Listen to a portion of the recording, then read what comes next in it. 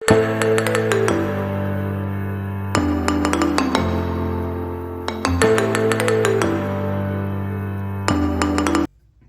Viewers, నమస్కారం. Welcome to law desk channel.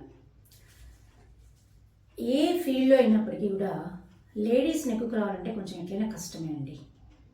దానిలో కూడా ఈ గ్లామరస్ ఫీల్డ్ ఏదైతే ఉంటుందో, అంటే సినిమా ఫీల్డ్ కానీ టీవీ సీరియల్స్ అనుకోండి, ఏదైనా ఇట్లాంటి ఫీల్డ్ ఏదంటే దాని నెక్కుకు రావడం అనేది ఇంకా కష్టమైనటువంటి విషయం.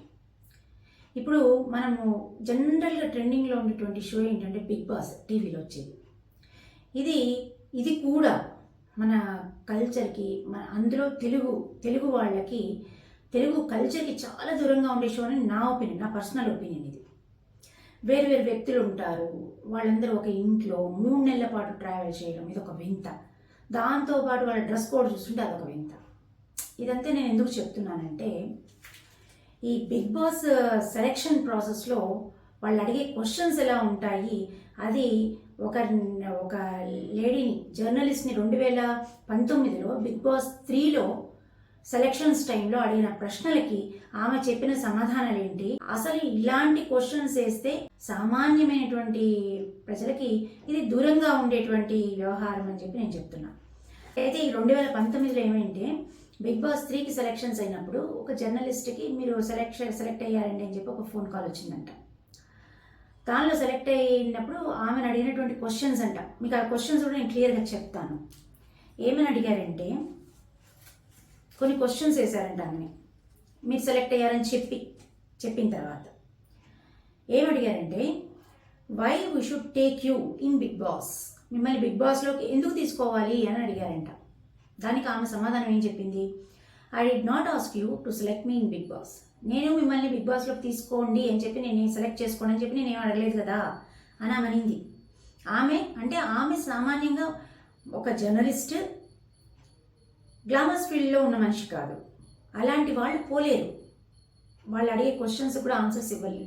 సరైన స్ట్రైట్ ఆన్సర్స్ ఎంత క్లియర్గా ఇచ్చిందో చూడండి. దానికి ఏమన్నారు, not like that madam, how will you satisfy our boss అన్నారంట. ఓకే మేడం, మా బాస్ని ఎలా సాటిస్ఫై చేస్తారు అని అడిగారంట. దానికి ఆమె చెప్పిన సమాధానం ఏంటి తెలుసా, why should I satisfy your boss అని అడిగింది. మీ బాస్ని ఎందుకు సాటిస్ఫై చేయాలి అని అడిగిందంట. ఇంకా నెక్స్ట్ వాళ్ళు ఏమడిగారంటే, to come to Bigg Boss you should satisfy our boss అన్నారంట. మీరు బిగ్ బాస్లోకి రావాలి అంటే మా బాస్ని ఖచ్చితంగా సాటిస్ఫై చేయాలి అని అన్నారంట. దానికి ఆమె చెప్పింది ఏంటి, I don't have any need to satisfy your boss అనిందంట. మీ బాస్ని సాటిస్ఫై చేయాల్సిన అవసరం నాకు లేదని చెప్పిందంట. మామూలు జనరల్ ఇవే కదండి చెప్పేది, ఎవరైనా సామాన్యులు ఇదే కదా చెప్పేది. When are you decreasing your body weight అని అడిగారంట. బిగ్ బాస్ అంటే మీ బాడీ వెయిట్ని ఎప్పుడు తగ్గించుకుంటున్నారని అడిగారంట.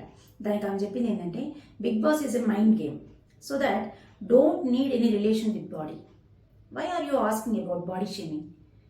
బిగ్ బాస్ అనేది మైండ్ గేమ్, దానిలో అసలు మా బాడీకి ఏం సంబంధము, అలాంటప్పుడు మీరు బాడీ షేమింగ్ ఎందుకు చేస్తున్నారు అని అడిగిందంట. To look attractive and beautiful you need to impress our boss, మీరు అట్రాక్టివ్గా బ్యూటిఫుల్గా ఉంటేనే మా బాస్ని ఇంప్రెస్ చేయొచ్చు అని వాళ్ళు అన్నారంట. దానికి ఆమె చెప్పిన సమాధానం ఏంటంటే, to impress your boss I don't have any interest to participate in the show. ఆమె సింపుల్గా చెప్పేసింది ఏంటంటే, మీ బాస్ని ఇంప్రెస్ చేయాల్సినటువంటి అవసరం నాకు లేదు, ఇంట్రెస్టు లేదు, అసలు నాకు బిగ్ బాస్ షోలో పార్టిసిపేట్ చేయాల్సిన అవసరం లేదు, ఇంట్రెస్ట్ లేదని చెప్పేసిందంట. ఇలాంటి క్వశ్చన్స్ అడిగేసరికి ఆమె ఇన్సల్ట్గా ఫీల్ అయ్యింది. ఆమె ఇన్సల్ట్ ఫీల్ అయ్యి కేసు వేసింది వాళ్ళ మీద, షో టీమ్ మీద. 354A కింద 506 IPC కింద వేసింది కేసు.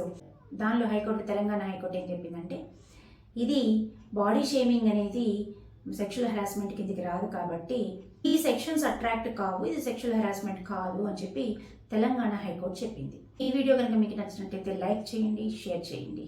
మరిన్ని ఇన్ఫర్మేటివ్ వీడియోస్ కోసం సబ్స్క్రైబ్ చేయండి, పక్కనున్న బెల్ ఐకాన్ని ప్రెస్ చేయండి. ఈరోజు మంచి మాట, మనిషి శరీరాన్ని ధరించినప్పుడు భగవంతుడైనా సరే కష్టాలను భవించాల్సిందే.